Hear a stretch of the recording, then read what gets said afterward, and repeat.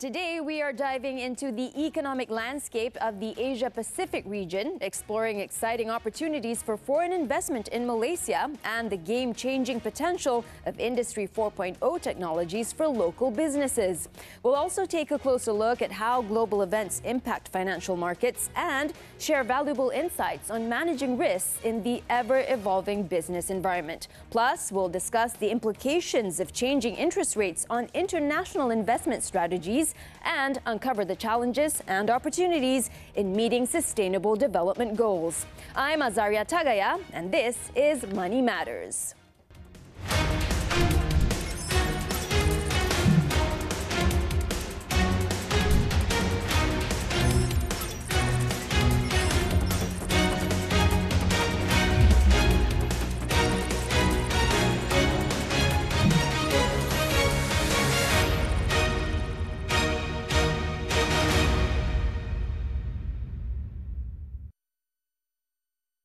Hello there and welcome to your favorite channel, TV3, and you can also stream us on Tuntun. Now, in the studio with us today is Riccardo Puliti, the Vice President for Asia Pacific at the International Finance Corporation, IFC, which is a member of the World Bank Group. Now, Mr. Puliti, hello. Thank you so much for making it here on Money Matters today. It's a great pleasure to be here. Thank you for the invitation. How are you doing? How is Malaysia so far? Malaysia so far is so good. I mean, I like the food. People are extremely nice. So I like it very, very much. First time here. I hope I will come many more times. Yes, we hope so too as well here at Money Matters to speak with you. And as once again, it's a pleasure that you could be able to make time for us on Money Matters to speak more about the IFC and also its role here in Malaysia. But before we go further into the IFC and how you're leveraging your global network to actually assist businesses in Malaysia, we want to look at the bigger picture. If possible, we want to gauge at how businesses are doing here, especially in the Asia-Pacific, which you oversee, especially post-pandemic. How is post-pandemic recovery progressing here in the Asia-Pacific, and what are some of the biggest lessons that businesses have learned in the post-pandemic era? Yeah, I think, the pandemic is really behind us. It's as many years ago. I think what is the most important thing at the moment is the fact that interest rates on the dollar are high, and they are high on many other currencies. So I think that's the clear indicator of a kind of limitation to growth. I mean, interest rates high means that it's more difficult to find money and it's more expensive. Notwithstanding all this, I have to say the economies in Asia and Pacific are doing relatively well. Certainly, the picture is different from country to country. We go from India with a growth rate of between 7 and 7.5%, which is very good. Then you have China a little bit slowing down, but we're always talking about 6% around that. Many economies, of course, are linked to China, so their growth is between 4 and 5%. But please, let's compare it with many other parts of the world. 4 and 5% growth, economic growth, it is very good compared with Europe, which is around 1.5 to 2%. Very similar to the United States, I have to say. Better certainly than Latin America or Middle East. So I think that all in all, the economies in Asia Pacific has weathered relatively well the COVID situation, and I think they are weathering pretty well high interest rates. Of course, I don't wish to anybody to keep with this level of interest rates, but nevertheless, I can see a lot of dynamism. I can see a lot of digitalization of the economy. I can see many countries going towards high value, high tech industries, trying to attract as much money as possible, design the right ecosystem. So I think it's a very positive picture. All right, that's wonderful. Now, as part of the recovery, especially for Malaysia, we're looking at a lot of foreign direct investment in order to support businesses here. So how is the IFC actually leveraging on its global network to support foreign direct investment, or FDI, into Malaysia? And how can local players actually benefit from these connections to expand more in global markets? You're absolutely right. I think that attracting and retaining foreign direct investment is very much a matter of ecosystem. And the ecosystem is made up of the legal and regulatory framework, which is extremely important, developed capital markets, and a rule of law which is really working. This is what investors are looking for. Investors are looking for a predictable legal and regulatory framework in case of litigation to have a judiciary system that works very well, and capital markets that can offer funds to the long term and possibly without too much recourse, and of course equity capital markets. How can we help? I mean, the whole World Bank Group altogether have a big experience in reforms, in institutional capacity, in making sure that the legal and regulatory framework is open, transparent, and predictable. We also have a lot of experience in changing to make sure that capital markets work, they are efficient, they are well connected, and systemic risk is as limited as possible. So I would say we can help in two ways. Knowledge, trying to help to leverage our knowledge globally for Malaysia. And the second thing is certainly we can invest and validate the Malaysian ecosystem. If we buy equity here, if we buy mezzanine, which are riskier products than usual loan and all the rest, it is a way of saying, yes, we trust the ecosystem. We want to be there. If we are ready to be there, you should be there as well. Indeed, indeed. Now, digitalization is something that you mentioned just now, so we also want to focus on that because digitalization is now not just something that Malaysia is focusing on, but it's transforming industries worldwide. So how do you think companies in Malaysia, Malaysian manufacturers can actually adopt Industry 4.0 technologies in order to both remain competitive and also at the same time have this sort of integration into this whole global economy where the whole world is transforming along with digitalization as well? I think it's an excellent question. You know, this is digitalization and the integration of digitalization in all the systems of the economy is actually the holy grail for many countries.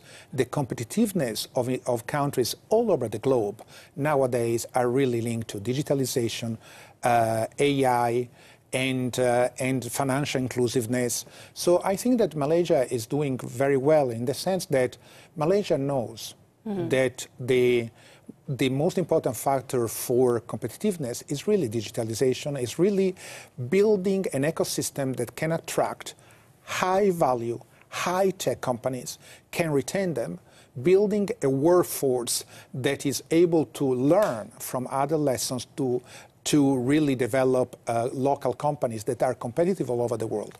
I have to tell you that just a couple of hours ago, I'm not going to say the name, of course, I met a company which is Malaysian, with Malaysian entrepreneurs that are already going around the world. I was deeply impressed. And I think that the country has all the factors. They have a young population that is very digital savvy. They're building this ecosystem. So I think that these are not just ambitions, that are ambitions that little by little can become real. Indeed, indeed. Now, another factor that we want to look at is, of course, geopolitical events, trade tensions, some events that have impacted not just Malaysia, but also globally. So we want to understand how that has impacted global markets, but we'll get to that after the break. Now it's time for us to take a short breather. Don't go anywhere. We'll be back after this on Money Matters.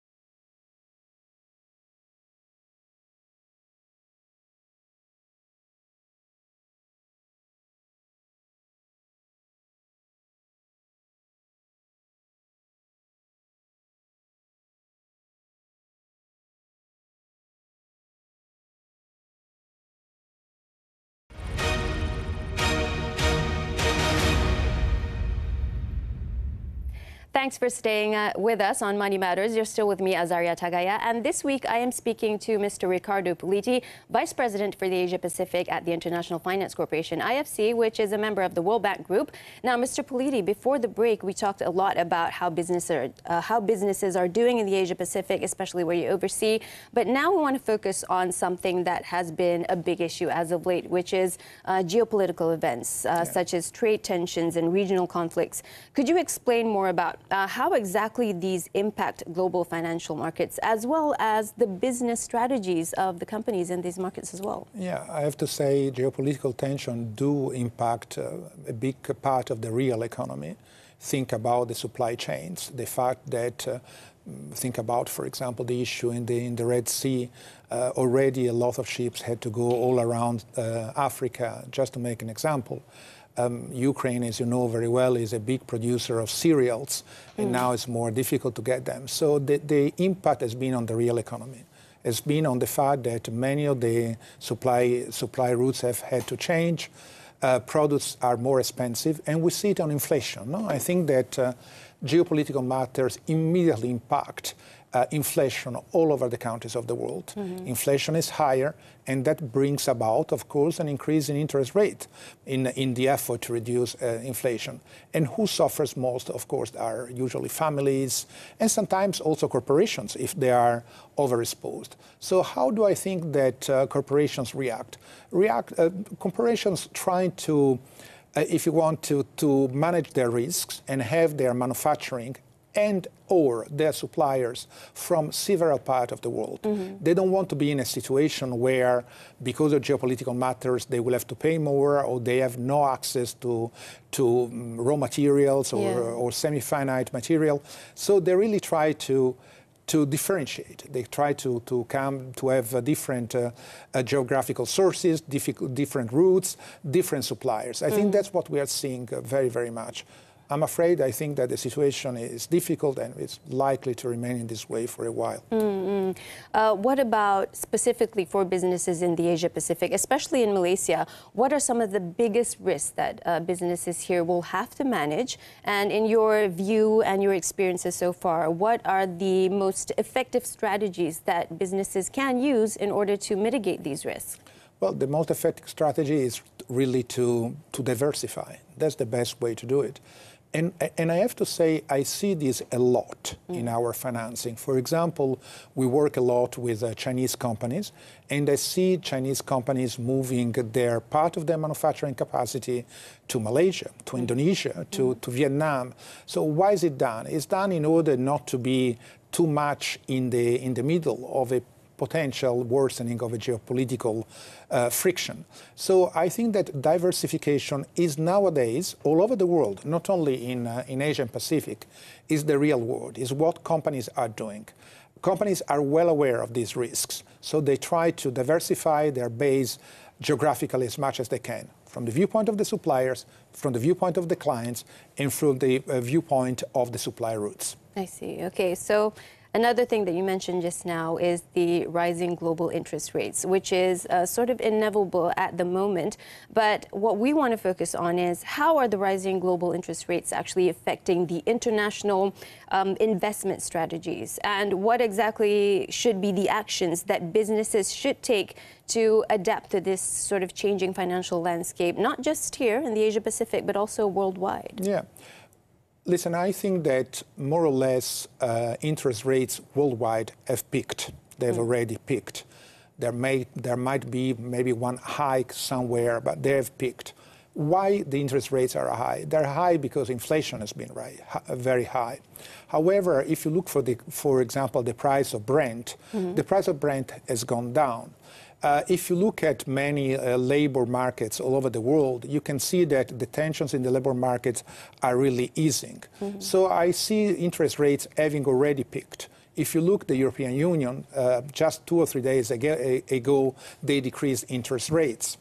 I don't know what is going to happen in the US. In the US, there is an election year, so it makes it quite difficult to predict. So I think that the interest rates definitely have peaked. Companies, what I see investment worldwide, I see that in addition to the issue of interest rates, they pay a lot of attention to risk. So a lot of the portfolio goes into advanced economies in order to, to kind of preempt some kind of worsening of the situation. This is particularly true in the infrastructure sector, where around 95% of investment in infrastructure go to advanced economy, and only 5% to emerging market developing economy. This, I think, it's a trend that we must reverse, absolutely, in the interest of the energy transition. I see. So also on that note, we also want to focus on sustainable development targets. So what we want to know is, what are the biggest challenges that most countries would face in terms of meeting these sustainable development targets? And also, what opportunities would exist for international corporations to overcome these hurdles and at the same time also promote this sort of global sustainability? Yeah. I think that the most important issue, the most important hurdle to accelerate the energy transition is really about the legal and regulatory framework. I think that capital markets would be ready to invest, to finance, if the level of risk, the political risk, the legal risk would be reduced. And this is really the work of IFC. So I can tell you, and I can announce, that IFC is really investing more in equity, is investing more in guarantees. We are working more with companies to issue green bond, blue bonds, sustainable linked bonds, or loans, depending on the situation. We are taking more mezzanine than what we used to do. Why do we do that? We take more risk to show international investors that actually you can work in emerging markets, developing economy, with a good rate of return, and that risk is manageable. So we take more risk to show the way to many other investors that actually emerging markets and developing economies are good markets in general. Wonderful, wonderful. Well, we want to talk more about what the IFC is actually doing, especially in helping companies here in the Asia Pacific and in Malaysia as well. But it's time for us to go for another short break. We will be back after this on Money Matters with Riccardo Puliti, the Vice President for Asia Pacific at IFC. Don't go anywhere. Money Matters will be back after this.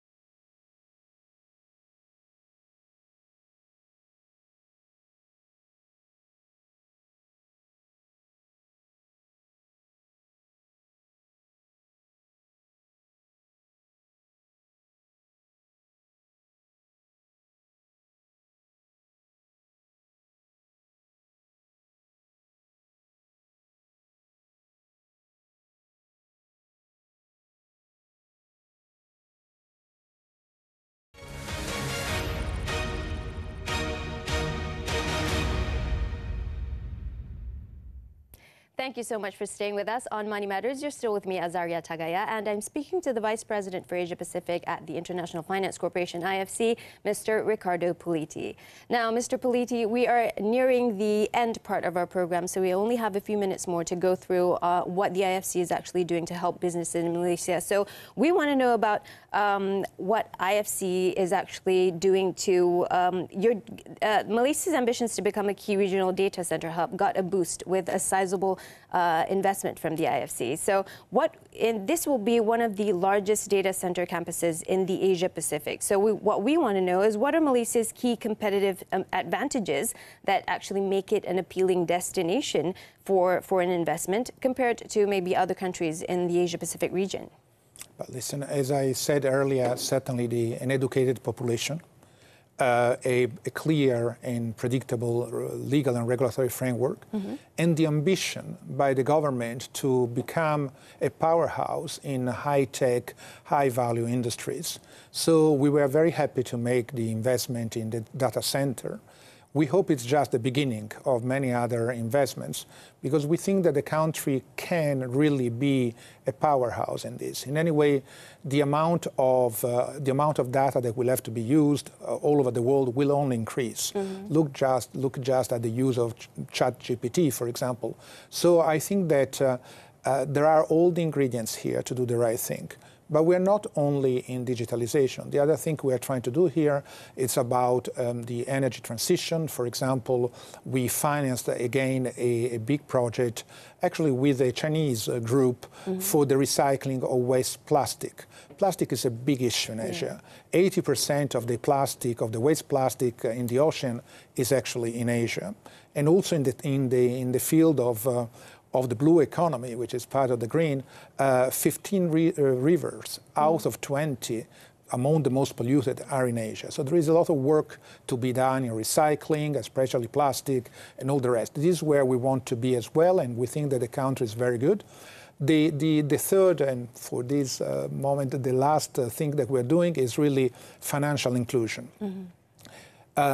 Small, medium enterprises are fundamental in the economy of Malaysia. Many of them are led by women entrepreneurs.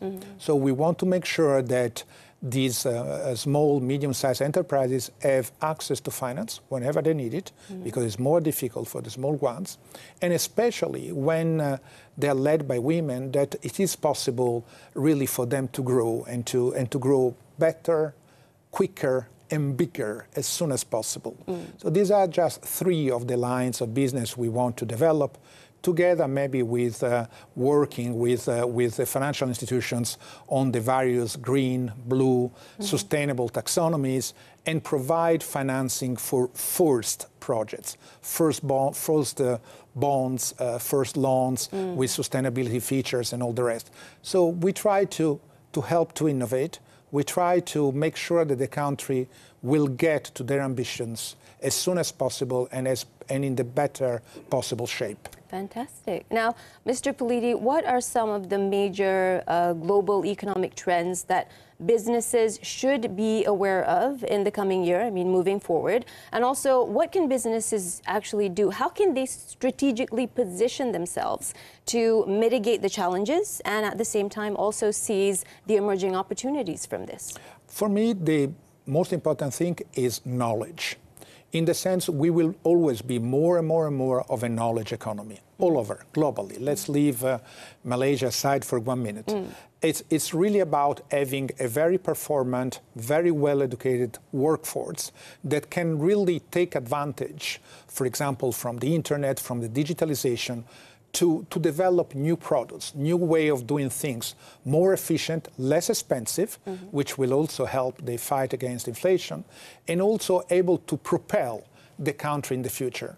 There is a big competition all over the world about this. So human resources, in my opinion, are the most important one.